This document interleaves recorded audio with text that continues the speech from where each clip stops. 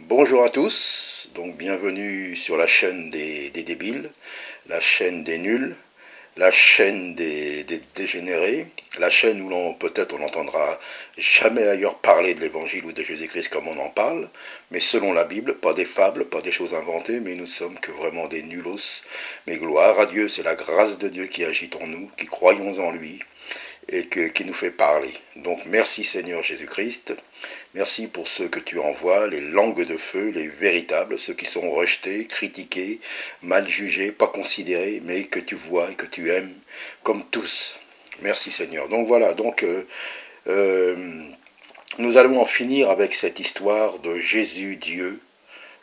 Jésus est le Père. Jésus Dieu est trois. Père, Fils, Saint-Esprit. Jésus c'est le Père, non, Jésus c'est pas le Père, non, alors il y a trois dieux, non, il y a qu'un Dieu, non, mais, donc voilà, donc vous savez cet évangile-là, ce christianisme pour les juifs et puis les musulmans, c'est vraiment, ils comprennent rien du tout et ils ont bien raison.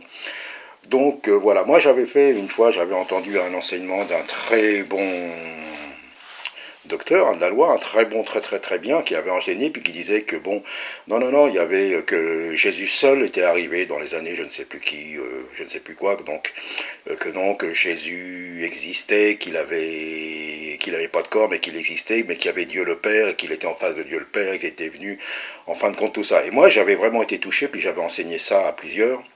Donc ceux qui me reconnaissent peut-être, ce que j'avais enseigné, un jour on était en plein air, hein, puis bon j'avais ça à cœur de renseigner, avec un autre frère il y a eu un petit débat, il me dit ben ouais mais j'ai dit non, en fin de compte je reviens et je demande pardon, on ne peut pas expliquer, sincèrement on ne peut pas expliquer. Alors qu'est-ce que nous dit Jésus-Christ?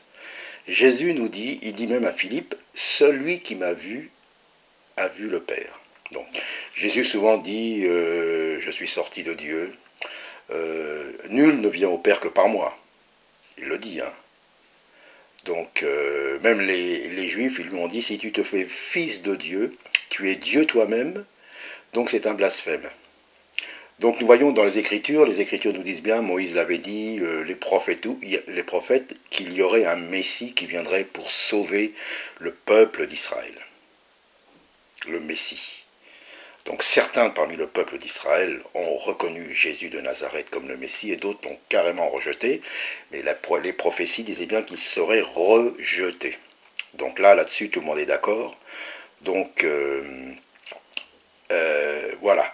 Donc après, nous sommes arrivés, Jésus a été crucifié, Jésus est ressuscité, l'Église est arrivée, est née le jour de la Pentecôte. Et si nous sondons les Écritures, lisons et nous laissons guider par l'esprit et laissons tomber tout notre légalisme, notre religiosité, notre intelligence charnelle qui est très utile dans ce monde visible mais dans le monde spirituel est inutile.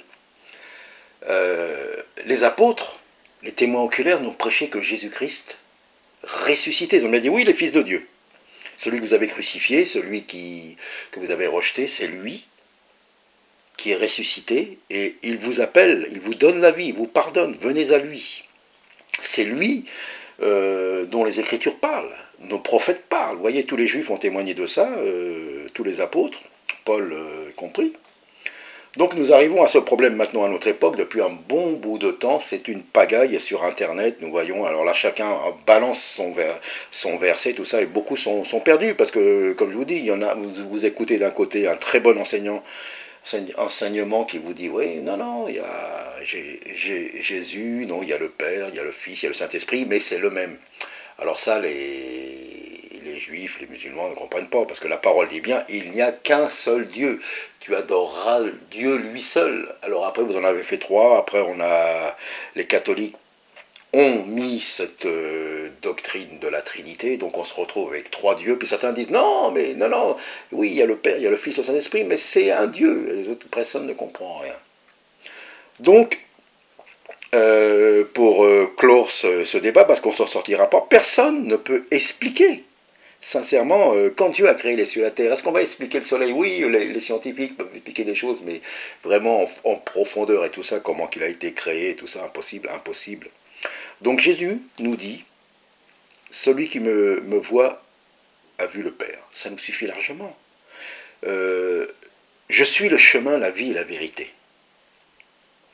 Je suis celui qui est venu vous sauver, qui vous donne la vie.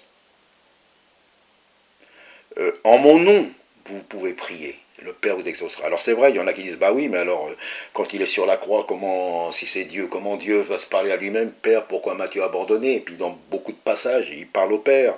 Alors certains vont dire, oui, une manifestation de Dieu. Je ne contredis pas, moi pour ma part, je ne peux pas l'expliquer. Mais pour clore ce débat et ne pas être, comment dire, des ridicules, comment dire, des comiques même aux yeux de certaines personnes, pour ma part, moi, Jésus-Christ, il m'a dit de croire en lui. Je crois. Il m'a dit que je peux venir au Père que par lui. Non pas par un pape, non pas par Marie, non pas par un super ministère, ni par un homme, mais par lui. Je le crois. Il me dit qu'il est le chemin, la vie et la vérité. Je le crois. Il me dit que... Qu'est-ce qu'il a tellement dit des choses extraordinaires. Il me dit de prier en son nom. Il me dit c'est lui qui m'ouvre la voie pour aller auprès du Père. Je le crois. Après nous verrons bien le jour où vraiment nous verrons toutes ces choses. Donc je vais conclure là. Hein, il faut croire ce que dit Jésus, c'est tout. Après si vous voulez vous battre ou expliquer les choses, vous allez vous y perdre mes amis. Ah oui, il faut croire en lui, il est venu, il nous a sauvés, il est mort, il est ressuscité. Donc quand Jésus sur la croix, il était entre deux malfaiteurs, comme Ésaïe l'avait prophétisé. Alors l'un des c'est Luc 23 au verset 39, l'un des malfaiteurs crucifiés l'injuriait, disant, n'es-tu pas le Christ? Vous voyez, il dit bien, il se moque de lui là, il se moque. Sauve-toi toi-même et sauve-nous.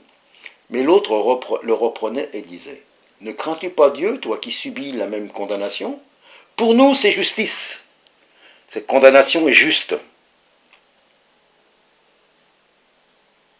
Car nous recevons ce que méritent nos crimes. Mais celui-ci n'a rien fait de mal. Et il dit à Jésus, Seigneur, souviens-toi de moi quand tu seras entré dans ton règne. Jésus lui répondit, je te le dis en vérité, aujourd'hui tu seras avec moi dans le paradis. Voyez? Il lui dit, pour nous c'est juste. Mais lui, c'est pas juste. Il est saint, il est pur. Alors souviens-toi de moi. Et Jésus lui dit, aujourd'hui même, je te dis que tu seras avec moi dans le paradis. Il est sauvé. Il n'a pas polémiqué, il n'a pas essayé. Non. Alors concluons là-dessus. Voyez, il est juste. Et nous sommes injustes, nous. La condamnation est tombée sur lui. C'est ça qui nous sauve. N'allons pas plus loin. N'allons pas au-delà. Mais croyons et faisons et pratiquons les bonnes œuvres qu'il a préparées d'avance. Il a tout préparé d'avance. Que Dieu soit glorifié et que vraiment le Seigneur puisse nous guider.